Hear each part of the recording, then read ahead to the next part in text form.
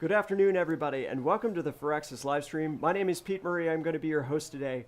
We have a very exciting live stream to share with you today. We have some special guests. We're going to talk about the Shawnee and how they are in Civilization VII.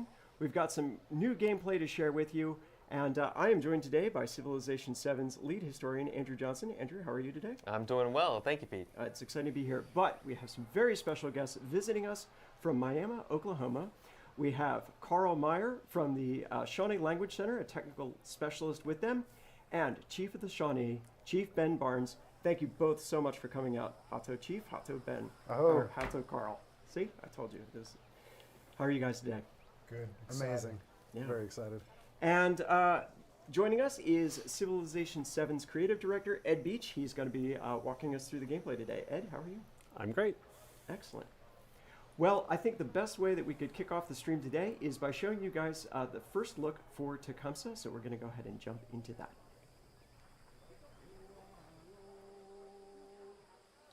You're okay.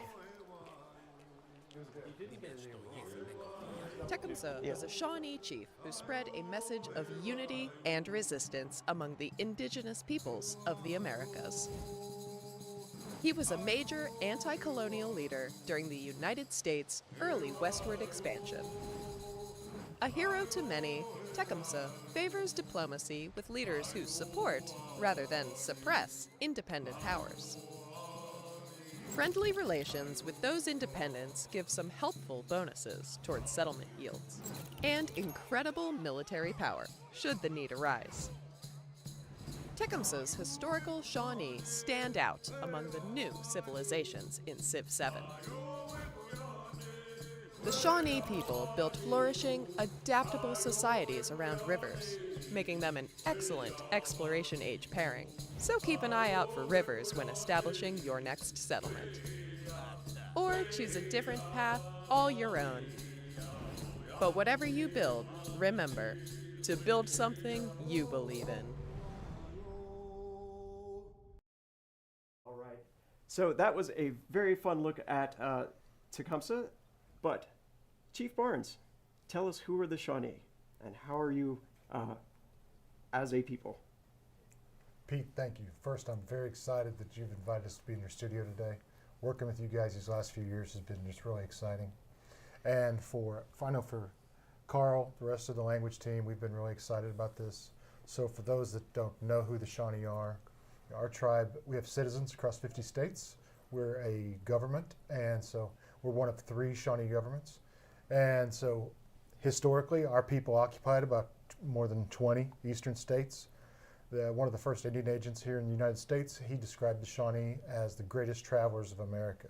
So for a lot of folks in the eastern half of the United States, the Tecumseh and the Shawnee are fairly well known. And across North America, I think Tecumseh is even more so well known because of his involvement in the War of 1812. Our Canadian brothers and sisters know more about him than we do. They don't really teach the War of 1812 very much in U.S. schools. But I think for indigenous peoples all over the world, Tecumseh is one of those role models that embodies unity and coming together. And so it's reflected in the values that your team's put together for his leadership abilities. And we're really excited. But you know what I think I'd like to ask you and your team, particularly Andrew, is why did you guys choose Tecumseh and the Shawnee for this particular title? Yeah, when we were first trying to figure out who we might include in Civ VII, we got a list of 50 to 100 different historical figures and tried to really piece out where was a good angle, where was a good story that could be told with each one of these figures, and looking at different regions of the world. In North America, Tecumseh was one of the names that immediately comes to mind when you think about indigenous North American leaders. And then the story, too, seemed to fit really well within our exploration age, in that sense of a new form of government, a new configuration, a new coming together of disparate peoples that isn't the same thing as colonial or imperial expansion, but is rather a more diplomatic partnership. And as well, I found the story of Tenskwatawa also compelling too, in that this was a religious movement as well as a political movement. There's two sides of the same coin. So I thought that was really compelling, and I think we all thought that was a really compelling story. It was a matter of then reaching out and trying to get partnership and collaboration with the owners of the culture. And I think one of the exciting parts is with that outreach, we've got 4 of the people who are on that first call here. So, so how was that initial call, the outreach with Chief Barnes and Karl? Right. So we got on the call, and I'm sweating bullets because I don't really know how this is going to pan out. I don't know whether or not we're going to get an earful of your game is Eurocentric or something like this. But the first thing that Chief said to me was, okay, so I guess this isn't about XCOM, is it? And that's when I knew that, hey, no, we're having a conversation with gamers, with people who understand what Civ is, what it's going for, and what it could be too. And that's really the ideal point, is where could we take this? Mm-hmm. And for me, it was a sudden sharing of a vision in that way. And I was so relieved after that first sentence. I was so excited and relieved, and it's been great thus far. So, Chief, what has this relationship meant to you and to the Shawnee? Well, I remember getting the email, and I can remember immediately contacted Karl, and I said, hey, these folks want to talk to us. And he and I are both gamers. I'm a gamer from so far back that my first gaming experience was I was going to be eaten by a grue.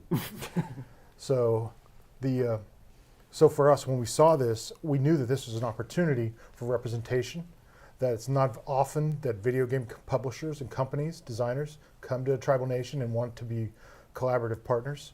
And we knew that we could do this right if we had meaningful dialogue. And we had plenty of time. We had 3.5, maybe almost 4 years, maybe, yeah, where we worked together. And so we're really excited because representation in these games are important. Seeing ourselves reflected, not just in the way that the actors look, but it's also having the language and the culture and seeing that reflected in the game. And it's exciting. I know a lot of our citizens are really, really excited for this game to come out. When you guys came out and met with us, I had more elderly people that have never played a video game in their life come up and say they're going to play this video game because of the partnership and Tecumseh being in it.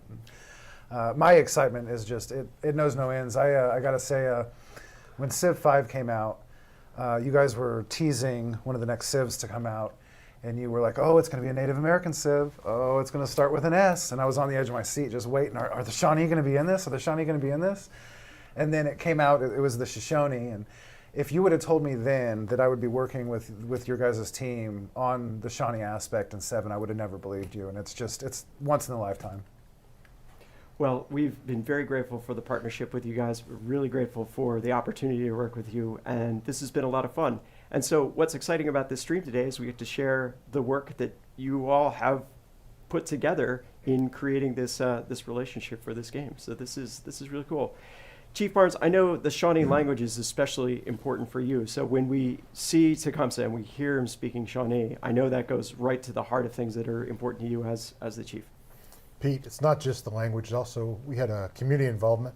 So there's even our music and songs are incorporated into it. And from the very get-go, we involved our community in this project. We couldn't have done it without that community. We had support from Eastern Shawnee citizens, as well as the former governor, the former governor of the absentee Shawnee tribe was our language consultant. Neowant, George Blanchard. We couldn't have done it without you, George. And the entire language team, Joel, Anastasia.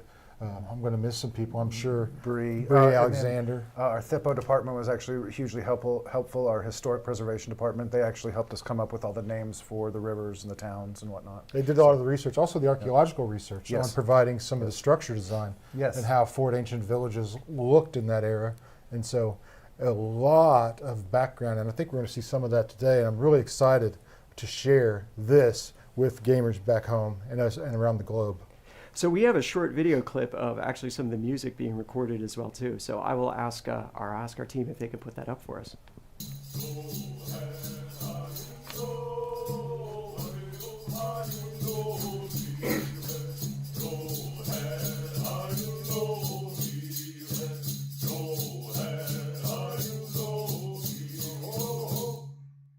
So who are our musicians?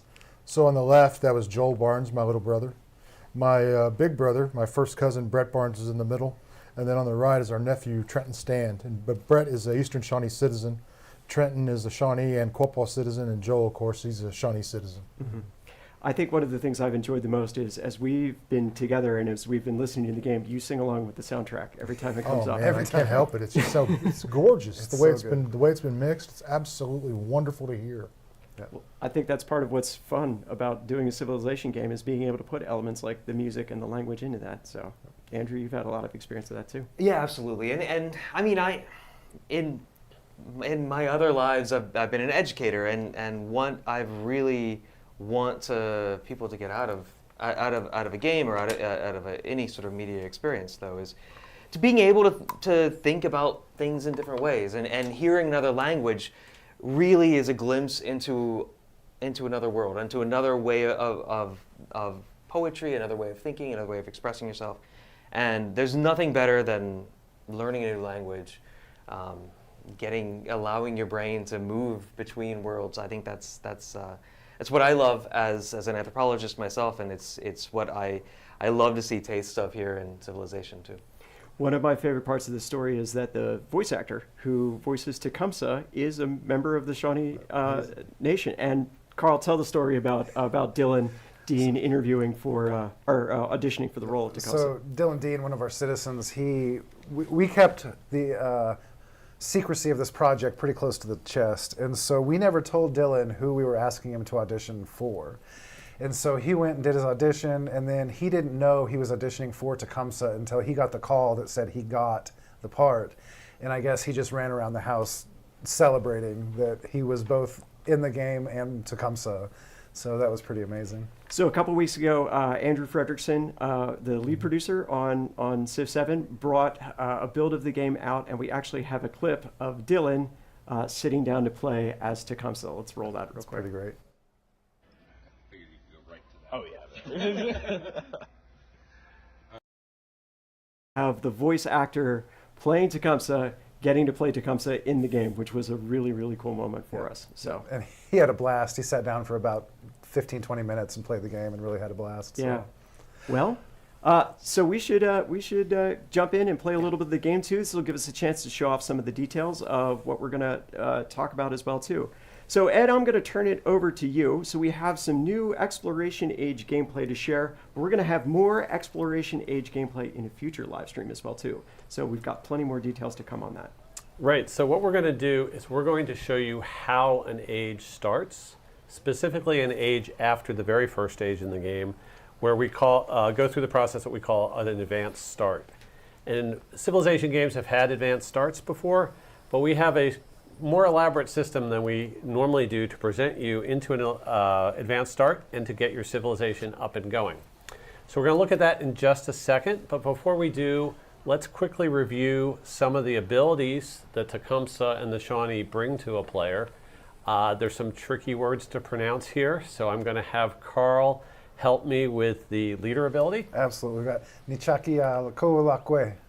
Which is reflective of Tecumseh's ability to unite tribes and peoples together. It actually means something of all of our relations.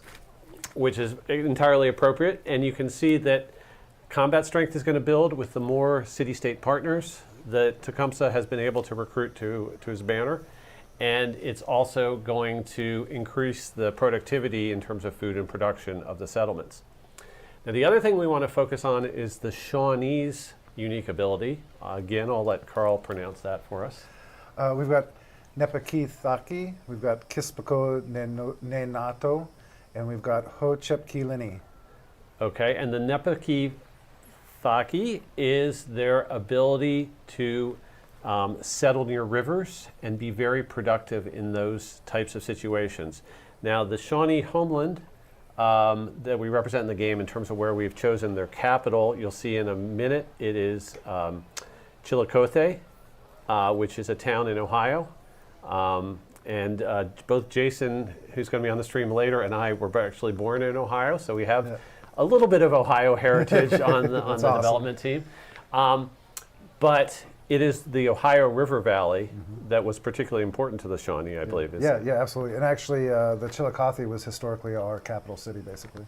So what we do to reflect that in the game through this unique ability is whenever they settle next to a navigable river, and the Ohio was a very wide navigable river, at least all the way up to Pittsburgh and beyond, that is a river that you want to establish your cities along. If you can also get some of your towns nearby navigable rivers, that's even a bonus. But you want to make sure that your cities are established there, because otherwise you're going to take the penalty to food output that we list here.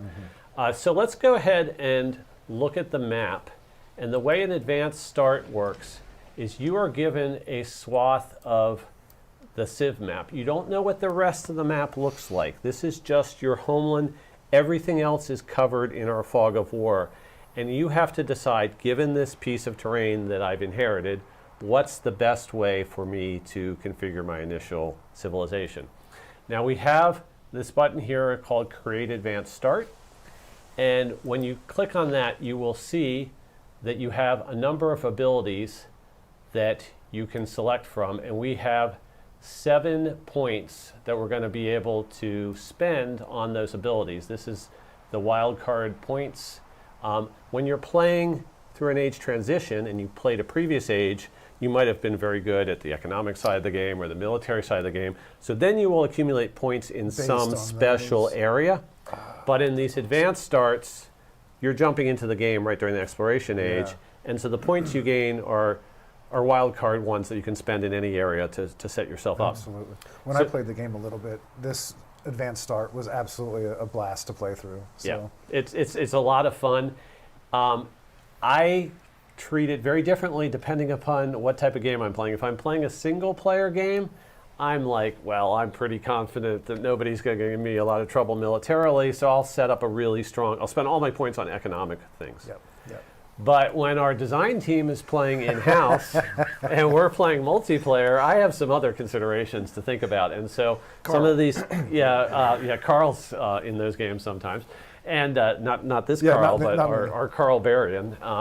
And so some of these red legacies that I can choose that give me military power might be a lot more appealing to me in those particular situations. You'll also notice that some of them have a 2 symbol next to them. So if I want to place a city, that's going to take 2 of my 7 advanced start points. Absolutely. So that's more expensive. And we've had a lot of debate back and forth on the design team.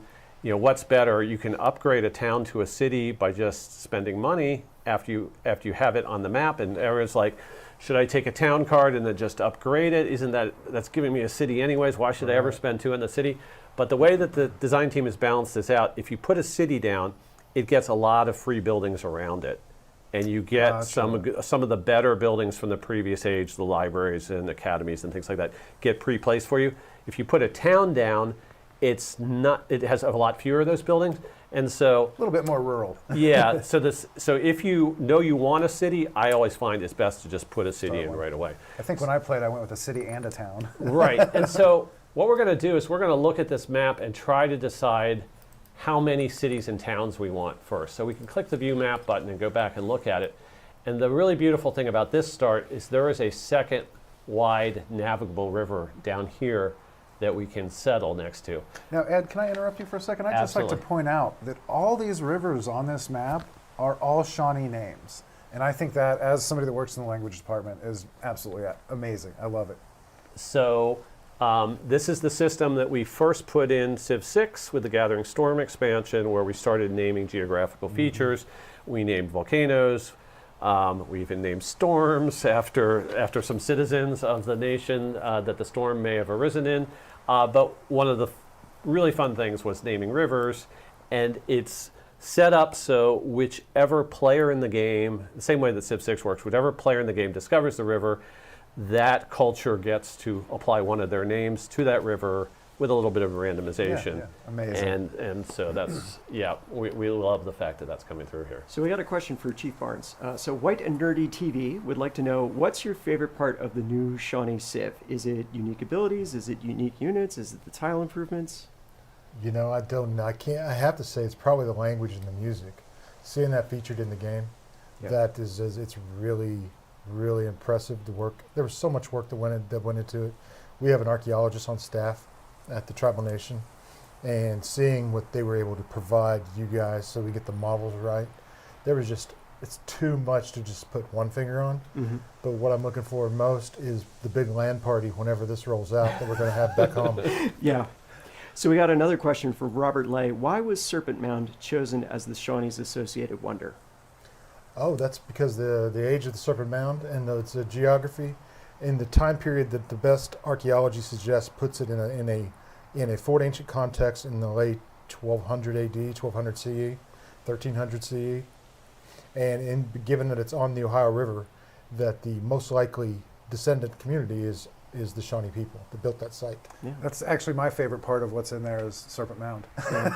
Well, we'll get to see that in our save later on. So, Blondino Sauce would like to know, question for the Shawnee guys, did you have any input on the actual gameplay mechanics or the abilities of the Shawnee in-game? Actually, yeah, I actually wrote up a list of possible abilities right off the bat and headed it over to the Firaxis guys, and they took a look at it, and we went back and forth several times and kind of worked out a few of the abilities. So, And I think because we were Civ players, it gave us that ability to understand what we were trying to do and what we thought we might be able to do. absolutely, we were already speaking the same language with you guys, so to speak, as far as game mechanics, and I think it just helped us kind of gel and actually get involved pretty. And we were comfortable right off Yeah. the bat. I mean, that first Zoom call, you Yeah. know, It was you so good. obviously knew what Civilization was. You knew enough about Firaxis products to talk XCOM as well with us. So we were like, you know, we shouldn't be making the initial suggestions. Let's take it from Yeah. And you all. And that meant a lot to me personally, so thank you guys. So. no problem. It was great for us. That's cool. All right, so Ed, where are we going to go from here? So what we're going to do is, looking at this setup, we're going to try to decide how many towns and cities we think we are going to go out of those 7 points that we get to spend. I absolutely want to put a city right down here on the second navigable river. Mm-hmm. And then in general, you always want to settle towns along rivers if possible for the fresh water water. that they have. It's a similar system to what we had in Civ 6, but now it's a happiness penalty that you take if you don't have fresh water. So I think to the west of Chillicothe, along the river we have up here, is going to be a great place for another town.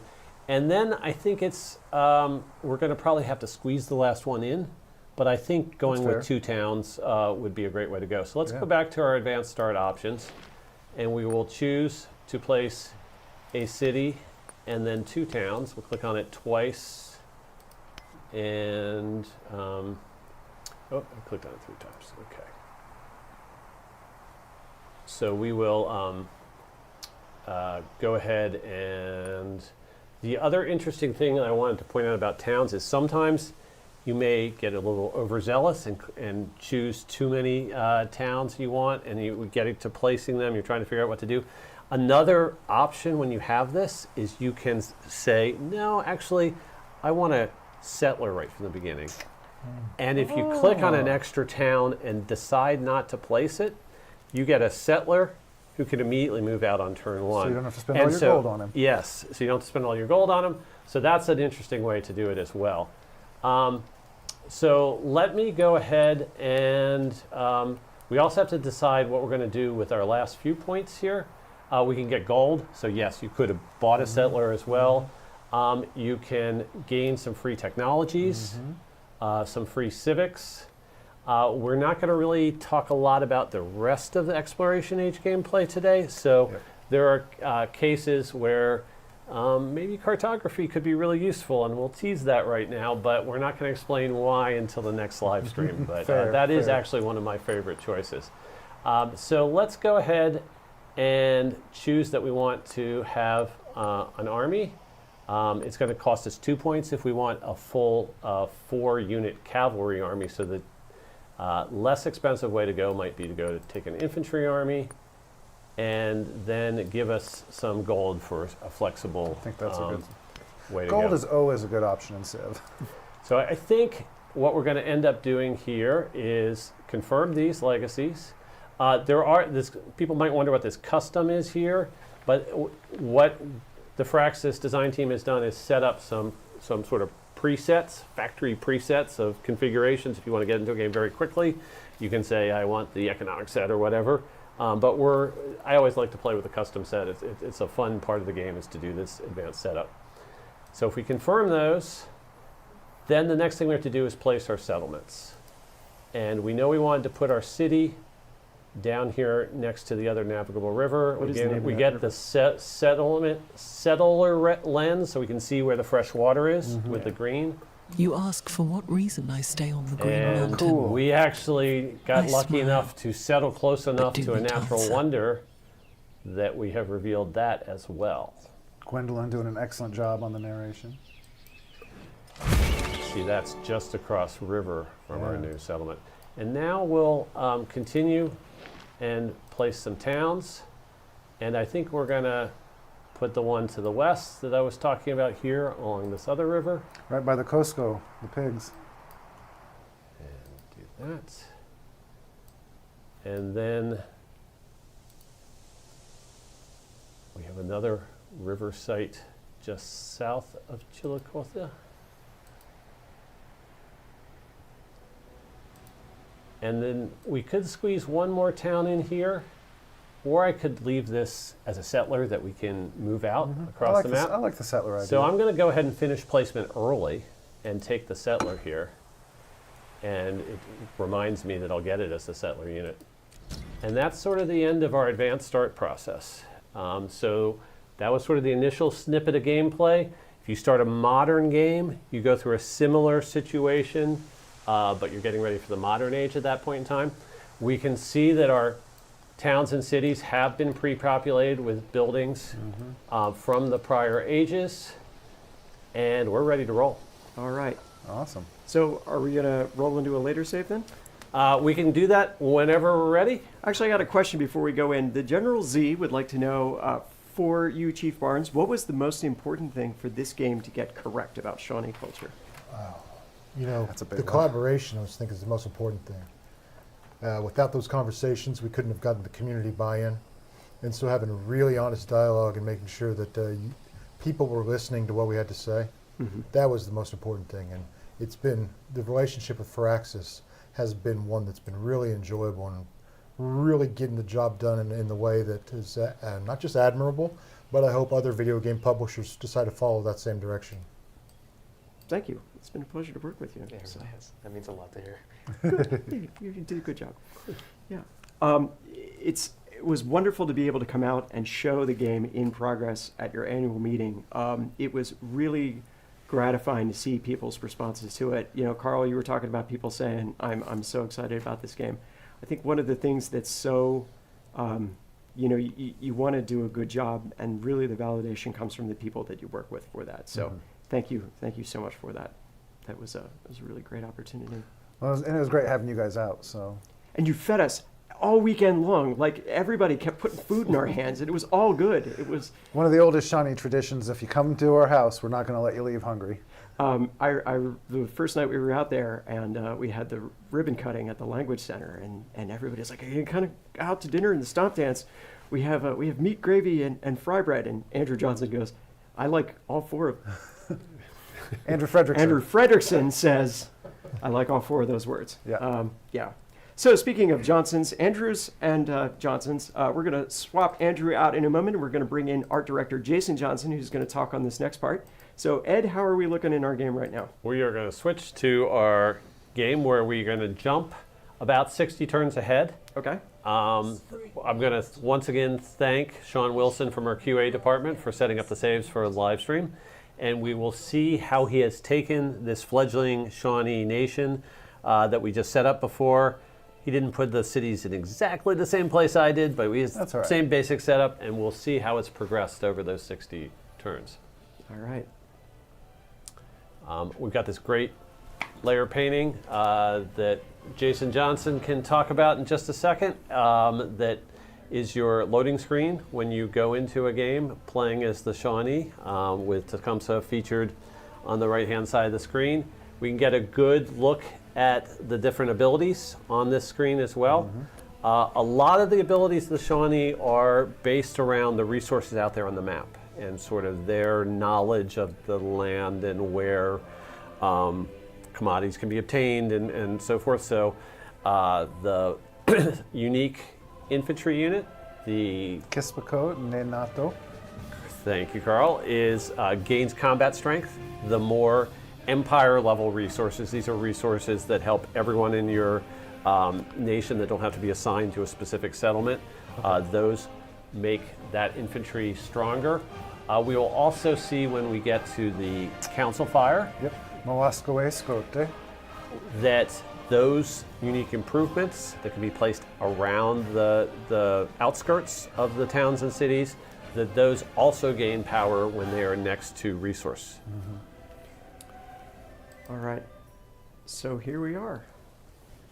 Also, I'd like to just jump in real fast. I got a little anecdote. That Forbidden City right there, going to the Forbidden City in real life was on my bucket list for a very long time because it's long held been my favorite wonder in civilization. And I got to go a few years ago and actually see it in real life. And it was, that meant a lot to me just because of civilization. We did not know that when we set up the save and happened to I put know, the yeah, Forbidden City yeah. right outside the Chillicothe capital. Well, here we hear the soundtrack as well too. Yeah. So Ben, get to singing. Yeah. yeah. Serpent Mound will sit in the upper. Yeah, What zoom is in on that? Serpent Mound. Chat has been asking us to see Serpent Mound. So, Carl, when you came out a few months ago, you had said as your personal victory condition was building Serpent Mound. Yeah, Was yeah, I that- got to play about an hour of the game, and it accumulated in me building Serpent Mound, and I stood in victory. Yeah! So, joining us in the stream now is Jason Johnson, the art director for Civ VII. So, JJ, thanks for coming in. Thanks for having me, Pete. So, this looks really cool. Talk about how you guys came together to decide what the look of the Shawnee civilization was going to be. It was just, as stated before, just this collaborative effort between the art department and our lead concept artist, Ryan Andrade, and the Shawnee. Every piece of art we did, we sent it to them, and we had feedback sessions as if they were part of the design team here. And this unique improvement here, Carl, what was the name of it again? The council fire? Yes. Now you asked me, and I... Scote is the fire part. There, thank you. Molascoe Scote. There you go. That was a big challenge for us. We really wanted to get that one right. We didn't have lots of information on what it would be, so we went back and forth, and we decided a longhouse would be really representative of a place where they could kind of meet in council, and then do this large fire platform around. It was incredible work with the Shawnee, being that they are civilization fans. They know we've got to kind of pull and push sometimes with some of the architecture and buildings. But here's the Shawnee Bank, which I believe is one of the first. Is that the bank? That's the palace. Oh, that's the palace. So we've got some slides that we'll jump to in a minute, so we can walk through some of these specific buildings and talk a little bit about how you guys work together. But actually, let's go ahead. So, Carl, I think you got the clicker for that. Yeah. So we jump to those slides. We can share that as well. I will too. say I really appreciated our collaboration with how the buildings looked, and then when Chief made the call that it was okay for us to get a little bit more elaborate and less historical, I thought that was a great call, and I think it turned out great. The whole city tile set. So we've got some specifics to go through with this. So let's go to the next one. So, what's this a painting of, JJ? This is a painting of around the area of Chillicothe. I'm from Ohio. We call the area the Old Man's Cave, and there's a lot of gorges, and it's this really neat, unique place in Ohio that most of Ohio doesn't look like this, but it was important to the Shawnee, and this is here is Tecumseh, in basically that area of the country in Ohio. Cool. And this is an example of the kind of work your archaeology department was able to provide with us. What would the structures have looked like? And tell us a little bit about what it is that we're looking at here. Carl or Chief, either of you guys can take that. If you Were want. these were, Chief, correct me if I'm wrong, was it Sugarloaf buildings? Was that what they're kind of called? Kind of a sugarloaf-shaped longhouse. Yeah, And wigwams. Yeah, and we went back and forth with several of the decisions on how the houses would look in the wigwam, the wikiwa, what we call it. And the archaeology department, our cultural preservation office, they were able to help inform, because in these fort ancient places where Shawnees lived for hundreds and hundreds of years prior to the arrival of Europeans, You can see the post holes, those marks still in the ground to this day when you use the right kind of equipment. So capturing that thematically with these post type construction methods, that was really important to us, and you guys did a great job, JJ. And what's cool is if we jump to the university, JJ, you can talk about how you can take the language of the construction and extend it to there was no Shawnee University, but if there were one, it might look like this kind of thing. Exactly, and one of the things I wanted to do with this one particularly is when we first started working with the Shawnee, we saw this wonderful picture of their cultural center with this hearth outside and this amazing star pattern. So I kind of wanted to tie the two together and put that with the university, so it was like this center of education and this kind of tie-in. And it's the only place we use the star pattern with any of the Shawnee buildings. We do use the hearth in other places too, but we wanted this kind of one-to-one that what's there now, and it kind of made sense that this would be what it could have been over the years. Yeah, absolutely. And then here we have a better picture of the Mawascule Escote, the council fire. And then again, here's the university and an example of our arbor out front. And here's two pretty cool buildings. Yeah, the one on the left here is the Shawnee Bank, and this was one of the first buildings we started working with them on. It might have been the first one. I think it may have been, and we were just kind of deciding what are the things the Shawnee may have had to signify that they had a bank if they had a bank. So we have some corn and some other things, and then we have this wampum across the top. And one of our environment artists, she made this amazing wampum generator that she can put in any pattern, do sizes, scaling, and we just have this ability to put all kinds of wampum patterns on things. And that's so cool. Went back and forth on the color with you guys and make sure we got that nailed just right as well too. And I really love because most of your banks, if I'm not mistaken, have a coin on the top. I love that we've replicated the circle pattern there on the top. That's really great. And I don't know what the building on the right is. That's our market, I believe. Okay, that makes sense. Yeah. And then one of the other things when we were talking with the Shawnee and doing this building design was, in a lot of our buildings we have very manicured little garden grounds and statues, and I was talking to Karl and Chief Barnes, like, what would the Shawnee have done to kind of decorate their lands? And they basically said, make it as natural for the animals to come into the settlement more and live with them. So I wanted to make sure we had all the more natural kind of ground decorations in all the Shawnee buildings. Yeah, absolutely, and it hits. There's a lot of produce in that market too. Yeah, and a lot of really good Native American produce too. So there's pumpkins and there's squash and there's corn and there's Yeah, fantastic. All right, jump us up one, because I think we're going to start to get into the concepting around Tecumseh. Yeah, this is our very first iteration on the left there, the before that Mike Tassi had done when we started working with the Tecumseh concept. And we sent it out to Chief Barnes and Karl and had a wonderful conversation. And after our meeting, Karl had sent us some wonderful historic images of Shawnee that we could then really kind of nail down and get the anatomy exactly correct and put back in to the final. And I think this just turned out awesome. I just love this model. Yeah. We've actually got those pictures as well too. So these are the ones that you sent us of. These are a few of them. I think there's about 50 pictures. But I think there's a collection. It's a subset of them. And one thing I love about these, one of our biggest problems in Indian country in modern day is that we have a problem with invisibility. Just a lot of our issues aren't seen at a big enough scale. And I like these pictures because they represent us as a contemporary people, and you see that in the way they dress and whatnot. Absolutely.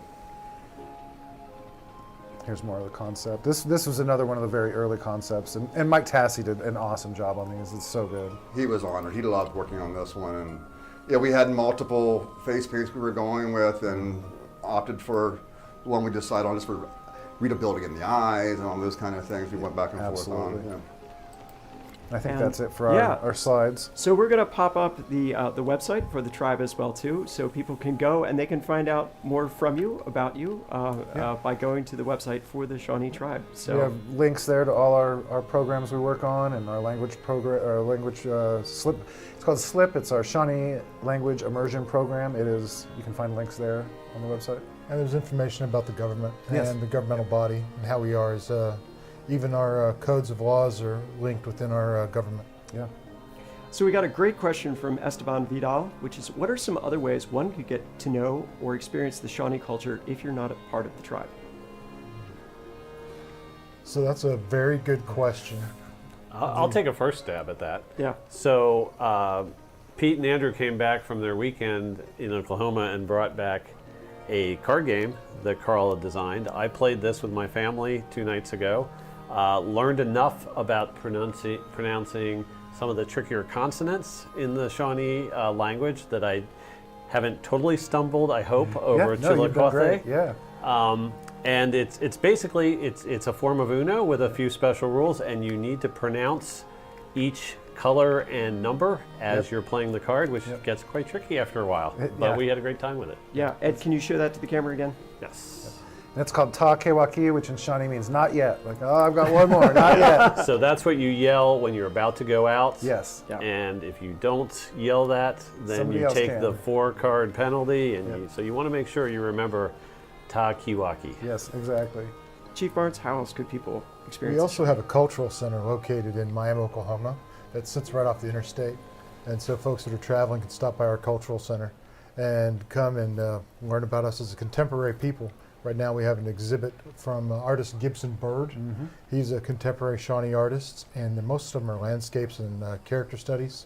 But they are some amazing paintings, and we welcome anybody to come by to the cultural center and learn more about us. Great. So Shizuri asks, any recommended books to find out more about the Shawnee that you might recommend? Absolutely. We have a wonderful human being we've been working with for quite a while named Stephen Warren. He's a professor out of Indiana? Iowa. Iowa. University of Iowa. University of Iowa, and he's written a couple books, Shawnees and Their Neighbors, and the world the Shawnee built, and those are both excellent resources to learn more about the Shawnee. He's the first historian that came to us and wanted to tell the story from our point of view. And I'll do the shameless plug. Steve and I edited a book called Replanting Cultures, and that book, the whole book, is a case study on how to collaborate with tribal nations.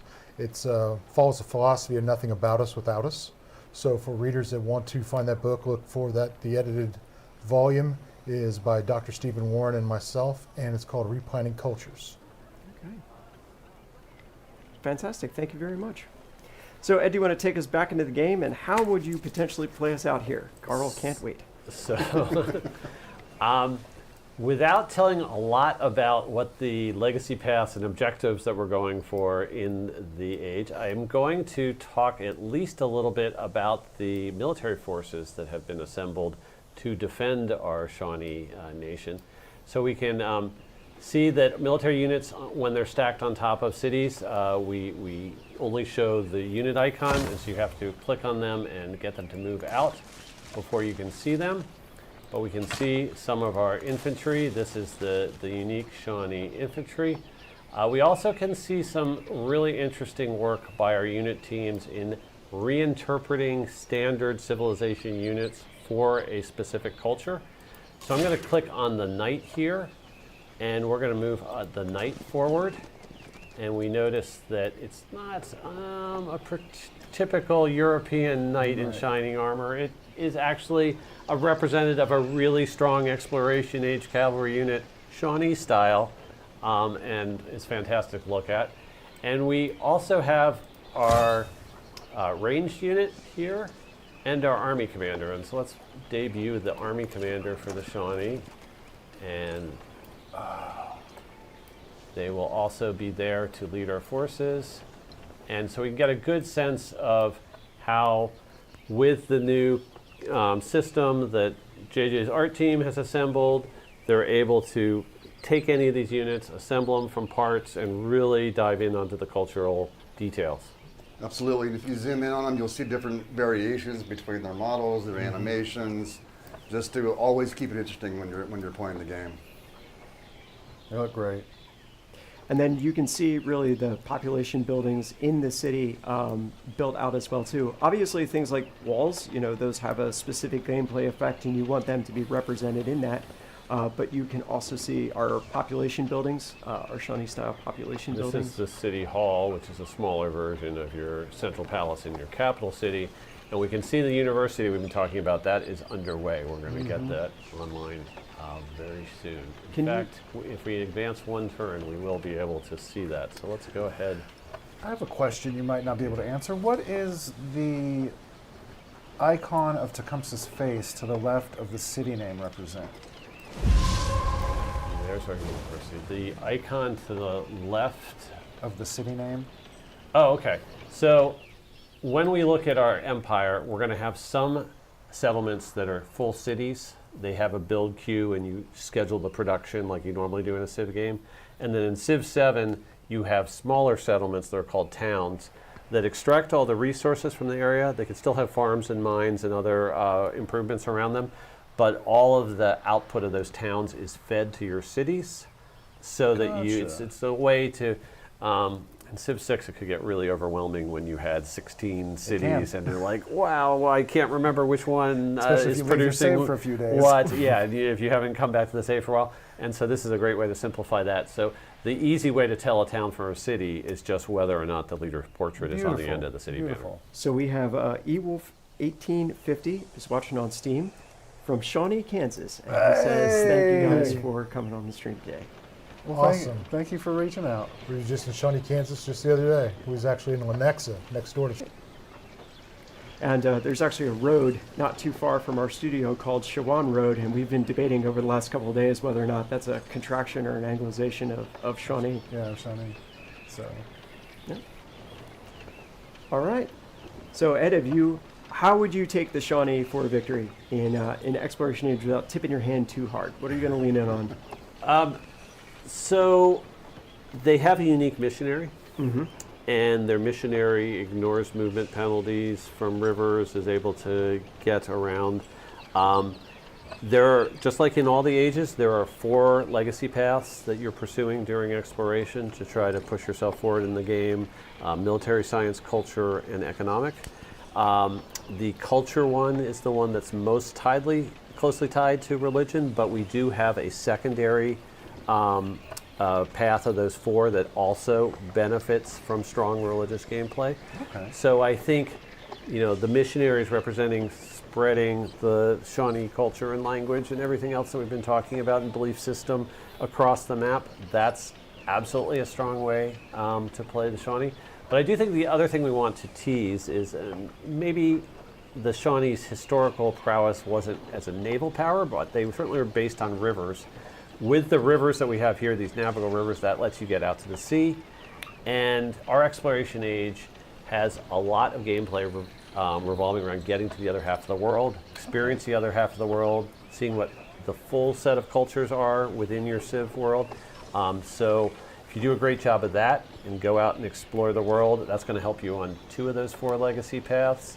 And what I really am excited is that we have brought naval gameplay to a level that it's never been at in a Civilization game before.